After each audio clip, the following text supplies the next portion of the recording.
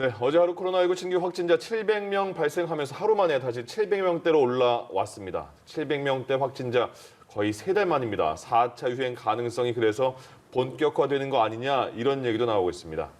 코로나19 확산세가 점점 거세지면서 4차 유행 가능성은 본격화되고 있습니다. 네, 한편 아스트라제네카 백신의 혈전 논란과 관련해서 유럽의약품청은 희귀 혈전 생성 가능성은 있지만 백신 접종 이익이 부작용보다 크다는 기존의 입장을 재확인했는데요.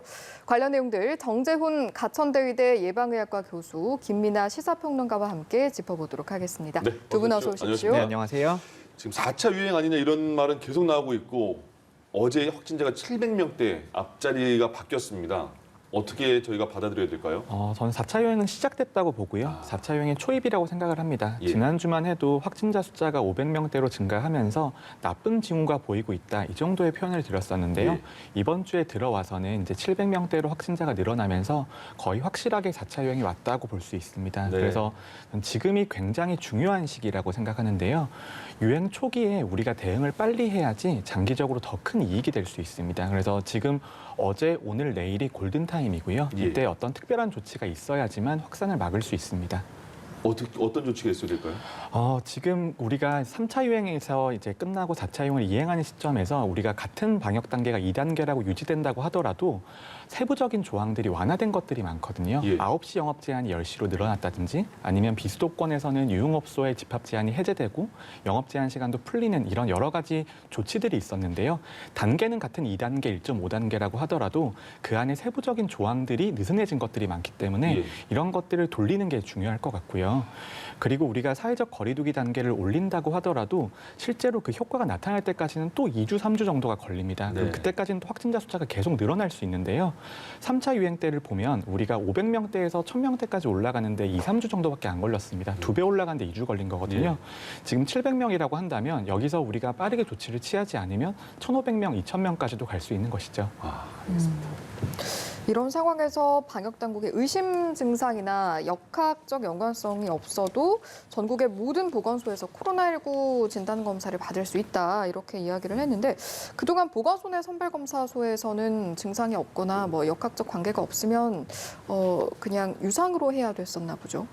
일단 보건소에서 하는 검사는 지금 말씀하신 대로 역학적 인과관계가 있을 경우에 즉 밀접 접촉자라거나 뭐 이런 경우에 이제 검사를 하는 것이고 또는 이제 증상이 있으면 거기에 대해서 이제 검사를 진행했던 것인데 아무래도 이제 그동안 이 여러 가지로 이제 좀 진단 검사소를 늘려야 된다 이런 얘기들이 있었기 때문에 임시 선별 검사소를 많이 설치를 해서 여기서는 이제 여러모로 이제 무료 검사를 진행하게 된 게 수도권의 경우에 그렇게 해왔습니다. 그러다 보니까 비수도권의 경우에는 보건소에서 예를 들면 내가 그냥 어떤 불안감을 가지고 그냥 검사를 받고자 할 때 사실은 검사를 받지 못하는 거 아니냐 이런 얘기들이 있었기 때문에 상당히 좀 혼란스러운 부분들이 있었는데요. 또 어떤 경우에는 자기가 보건소에 가서 이제 좀 검사를 해달라 이렇게 얘기를 했는데 뭐 이러저러한 뭐 밀접 접촉자도 아니고 해서 검사 대상이 아닙니다. 이렇게 얘기를 하면 사실은 그 전에는 이제 병원이라든가 이런 데 방문을 해서 이제 선별검사소에서 검사를 받았어야 되는 거 아닙니까? 근데 이런 것들이 막 혼동이 일어나면서 나는 검사 대상이 아니라고 한다더라 뭐 이런 얘기들이 막 있기도 하고 해서 결국 보건소에서 그냥 다 이렇게 일반적인 기준을 가지고 검사를 할 수 있도록 했다. 그래서 검사 수를 최대한 늘리기로 한 것이다. 뭐 이렇게 받아들일 수가 있는 그런 조치입니다. 예. 아스트라제네카 백신에 대한 논란은 다시 또 새로운 게 생긴 것 같아요. 그러니까 그 전에 뭐 혈전과 관련된 논란인데 지금 이어져 있는 거잖아요. 한번 좀 말끔하게 정리가 필요할 것 같아요. 네, 좀 정리를 해드리면요. 예. 우리가 혈전 관련 우려가 제기가 되었는데 혈전이라고 해서 다 똑같은 혈전이 아니고요. 혈전에서도 종류가 굉장히 다양합니다. 근데 우리가 일반적으로 말하는 혈전이라고 하는 건 혈액 흐름에 장애가 생기면서 뇌졸중이나 심근경색 같은 것들을 일으키는 것도 혈전이고요. 예. 그런데 지금 이제 유럽에서 우려가 제기된 혈전은 면역 반응으로 인해서 생기는 굉장히 드문 빈도의 혈전 질환입니다. 그걸 네. 우리가 내정맥동 혈전 또는 내장정맥 혈전이라고 하는데요. 근데 그런 질환에 대해서는 확실히 백신 접종과 인과관계가 있는 것 같다라고 이제 유럽 당국에서 발표를 한 상태입니다. 예. 그런데 이게 우리가 위험과 이익을 좀 저울질을 해봐야 되는데요. 유럽의 결과를 보면 위험 확률은 10만 명당 1명 정도의 수준인 것으로 보이고요. 10만 명당 한 건 정도 발생하더라도 치명률이 약 20% 정도 되는 상황입니다. 그럼 여기서 우리가 백신 접종을 그러면 100만 명에게 했을 때 10건 정도의 사례가 생길 수 있고 2명 정도의 사망이 생길 수 있습니다. 그게 우리가 백신 접종으로 인해서 생길 수 있는 가시적인 피해인 거죠. 예. 그럼 우리가 이 피해보다 얻을 수 있는 이익이 압도적으로 크다면 그래도 접종을 해야 될 겁니다. 근데 그 이익이라고 하는 건 백신 접종을 통해서 코로나19에 걸려도 사망하지 않게 해주는 것과 중환자실에 가지 않게 해주는 것의 그런 이익인데요. 근데 이 이익이 나이에 따라서 달라집니다. 예. 그래서 코로나19라는 건 나이가 높으면 높을수록 훨씬 더 위험하기 때문에 60세가 넘어가시는 경우에는 이익이 위험보다 압도적으로 큽니다. 거의 수십 배, 수백 배 이상 크기 때문에 그런 분들 같은 경우에는 접종을 계속 이어나가야 된다라는 것이고요. 하지만 코로나19가 20대, 30대로 내려오면 내려올수록 위험도 줄어들게 됩니다. 그러면 코로나19에 걸렸을 때 사망할 가능성이 적은데 예. 백신 접종으로 인한 위험은 그대로이기 때문에 위험과 이익을 저울질해 보면 그 저울추가 균형을 이루는 지점이 있거든요. 근데 그 지점에서는 우리가 그럼 접종을 해야 될 것이냐 말아야 될 것이냐를 판단을 해야 되는데 예. 유럽 당국의 전체적인 입장은 그래도 백신 접종으로 인한 이익이 크니까 접종을 하자라는 그런 스탠스고요. 반면에 영국이나 독일이나 개별 국가 같은 경우에는 그래도 낮은 연령층에 대해서는 이런 위험과 이익에 대한 판단이 명확하지 않으니 잠시 중단을 하거나 보류를 하자 그런 의견인 상태죠. 예. 우리는요? 네, 굉장히 어려운 질문을 해주셨는데요. 네. 이제 전문가들이 평가를 할 거고요. 가급적이면 이번 주 내로 결론이 나오리라고 생각을 합니다. 그런데 우리나라의 이제 경우는 이 위험과 이익의 저울추가 조금 다른데요. 첫 번째는 뭐냐하면 혈전 관련 질환들은 대부분 유럽 사람보다 우리나라 사람들에게 비율이 좀 적다고 나와 있습니다. 예. 그래서 혈전 위험도 적은데요. 반면에 이익도 적은 게요. 코로나19가 유럽만큼 극심하게 유행하지 않기 때문에 코로나19의 예방으로서 얻을 수 있는 이익도 적은 상황이거든요. 그래서 우리가 이 저울질을 한번 해봐야 되는데 어제 이 결과가 발표가 됐기 때문에 이제 네. 전문가나 당국이 판단하는 데까지도 며칠 정도 시간이 필요하고 예. 그 시간을 버는 입장에서 이제 아스트라제네카 백신을 어느 정도 중단해둔 상태인 거죠. 그렇군요. 예. 국내에서도 아스트라제네카 백신을 접종한 뒤에 혈전을 보인 사례가 몇 차례 있었던 것 같아서요. 어떤 내용들이었죠? 뭐 지금 이 아스트라제네카 백신 접종 이후에 혈전이 이제 발생했다라는 사례는 지금까지 3건으로 알려져 있는데요. 예. 첫 번째 사례가 이제 60대 요양병원 환자의 경우인데 이 환자의 경우에는 사망한 이후에 파악을 해보니까 사망 원인을 파악해 보니까 여기서 이제 좀 혈전이나 이런 것들이 좀 있었던 것 같다 이렇게 좀 파악이 된 사례이고 두 번째로 이제 좀 이 화제가 됐던 그런 사안이 20대 코로나19 1차 대응 요원이 지금 쭉 말씀하신 이 뇌정맥동 혈전에 의해서 이제 좀 그 증상이 나타났던 이런 사례라서 이게 이제 지금 말씀하신 아스트라제네카 백신과 연관성을 가지는 그러한 사례가 아니겠는가 이렇게 좀 추정할 수 있는 그런 사례라고 보이고요. 예. 그다음에 어제 이제 밝혀진 사례가 20대 여성 의료 종사자가 또 혈전이 발생했다인데 이것은 다리나 폐 뭐 이렇게 우리가 지금 논의하고 이 아스트라제네카 백신과 연관성이 있다고 보는 그 혈전의 증상은 또 아닌 것으로 보여서 이렇게 좀 각각 다른 사례가 지금 3가지가 보고가 돼 있다 이렇게 보시면 되겠습니다. 예. 거리두기 단계 조정은 그러면 이제 내일쯤에 발표한다고 하던데 아까 말씀하시기에는 좀 더 강화시켜야 된다라는 말씀이셨잖아요. 정부는 어떻게 그거를 결정을 할까요?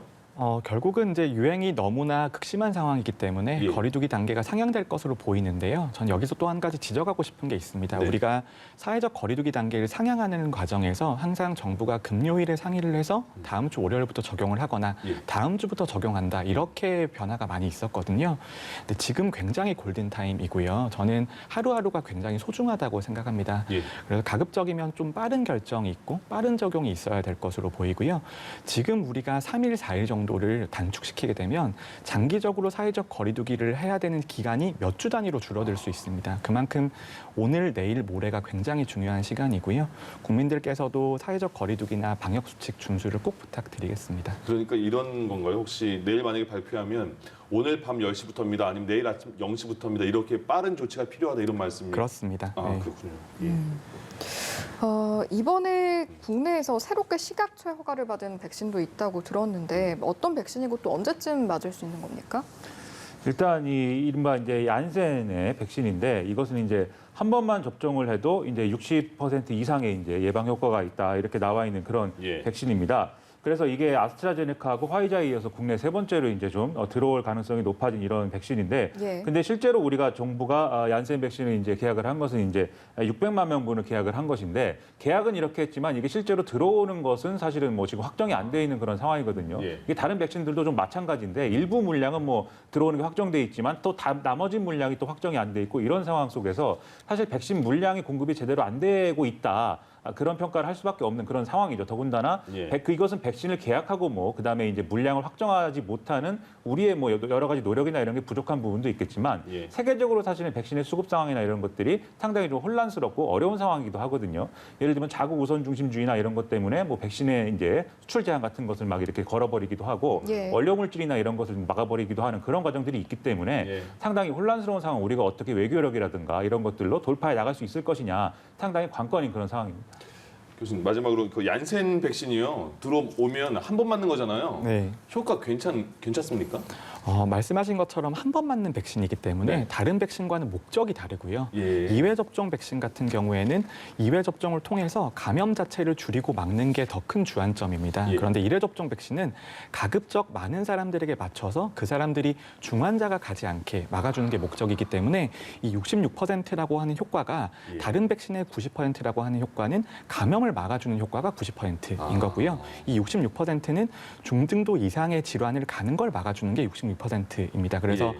백신의 목적 자체가 다르기 때문에 저는 조기에 빠른 분량을 투입하는 목적으로는 충분히 쓸 수 있는 백신이라고 봅니다만 예. 이 백신을 통해서 우리가 집단 면역을 달성한다거나 유행 확산을 차단하는 목적으로 사용하기는 좀 어렵고요.